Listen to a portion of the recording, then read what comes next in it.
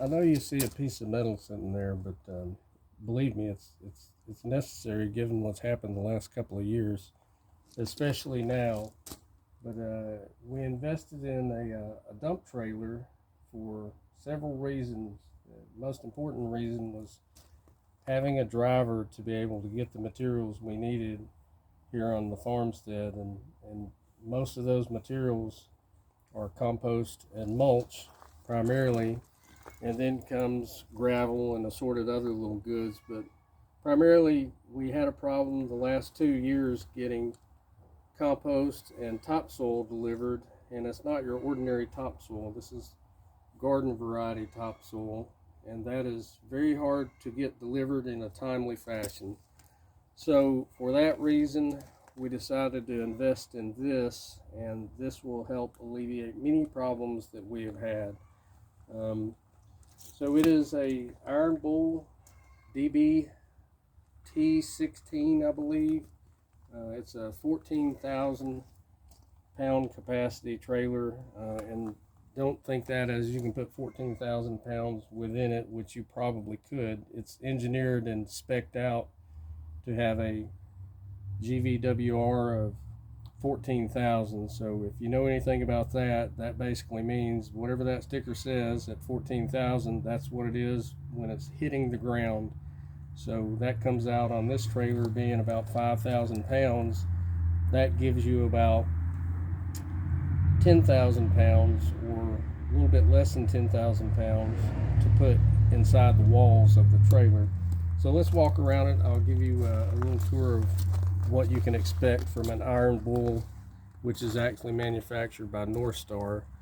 The way you see this, it's a tandem axle, 7,000 pounds each axle, and it's sitting on a stacked 6-inch I-beam frame.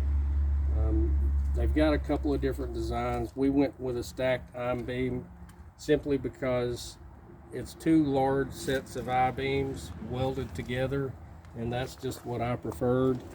You could have gotten a single 6-inch I-beam, but I wanted this better just because I trust welds. So walking around, of course you see this is the weight ratings you're looking at on each axle. From here, it's got 10-ply tires. Yes, they're 8-lug tires, but they are 10-ply heavy-duty trailer road tires. And if you're going to go off-roading in this, then you're not going to have to worry about traction anyway, because that's all going to be coming from your pull. It's got just this is not a super heavy-duty fender. I think it's about maybe a 16th inch diamond tread steel fender. You've got your hooks for your tarp. It comes standard with a tarp that covers the length of the 16-foot bed. This is a door hook for when the rear doors swing open. You can hook them right here. If you're carrying heavy equipment in the bed, this is designed for a stabilizer jack to put down. That way the bed doesn't actually tilt and cause a lot of problem on your tow vehicle, but that's what this is for. It doesn't come with the post jack for these. That is something you would either have to make or purchase. Coming around here to the back, the gate is pretty nice. It's got what I see as a dual gate, and I'll show you right here. They say it's a 3-way, but to me it's just a dual gate.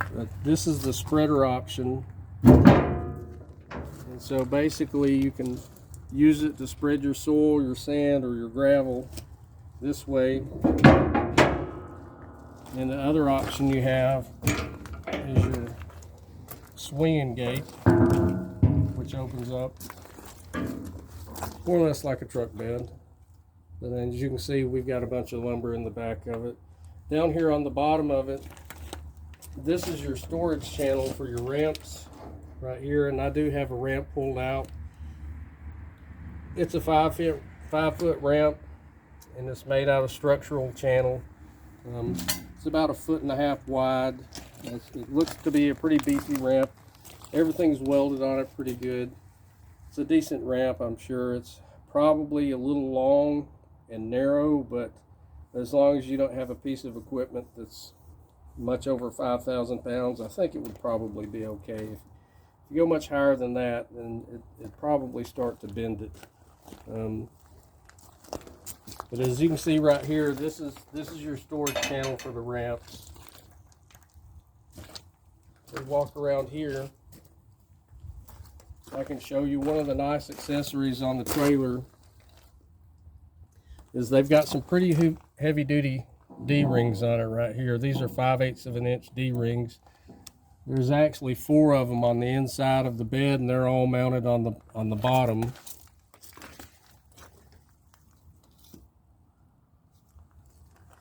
It is a 2-piece sheet 7-gauge floor.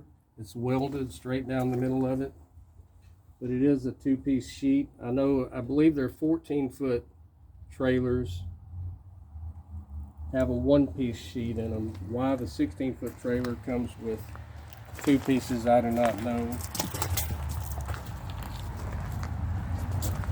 This is your locking lever for your spreader gate right here, and I've got it unlocked right now. Right here and right here is where the chains go to adjust your spread. And so basically your opening would be your thickness that hits the ground. If you wanted 3 inches of gravel, you open it up 3 inches, you adjust it here with a chain. Coming back up here to the top, you can see right here this channel, and there's one on the other side of it. That's for your tarp or your netting that comes standard with the trailer. Along the side right here is your stake mount for the stake bed. This does have a 2-foot wall on it, and we went with a 2-foot wall just so we could have the option to add stakes if we needed, rather than having a 4-foot wall bed and just having 4 feet all the time. Of course, you've got your little J hooks for your tarp also. Here you can see the 6-inch I-beam, and it runs the full length to the front of the trailer. Of course, it stops back here because this is the pivot point for the dump itself. But as you go farther up, you'll see where it stacks on top of the tongue section of the frame. This is where it stacks on top of the I-beam for the tongue section, and it is welded all the way across on the inside. On the outside of it, it's only welded in a few spots, but they're pretty good welds. It does have a step on both sides in the front, and it's not a really big step. It's big enough for 2 small feet or 1 big foot. Nothing spectacular there. It did come standard with all the reflectors that are DOT. Of course, this is your handle to roll and unroll your tarp with, your netting. This is mandatory in a lot of places when you're transferring material or debris on the road. You have to tarp your material now. Coming up here to the front, you've got your energy box. It does have a locking handle on it. Inside, it comes standard with an Interstate deep cycle battery. This one is fully charged right now. Of course, your hydraulic pump and your hydraulic reservoir. It does have, I think it's a 12-foot remote cord for up or down, and we've got to raise it up so I can show you some of the features underneath here.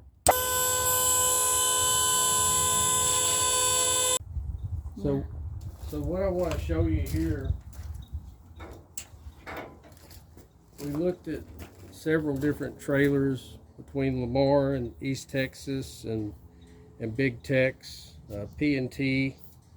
But as far as this trailer, what I liked about this trailer is, as you can see on this runner right here, this is actually the runner that your loading ramp stores in, but it's actually notched.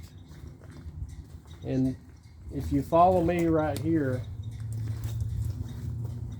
this is notched for this boxed beam This is a 2-inch structural box tubing right here that goes all the way across the trailer.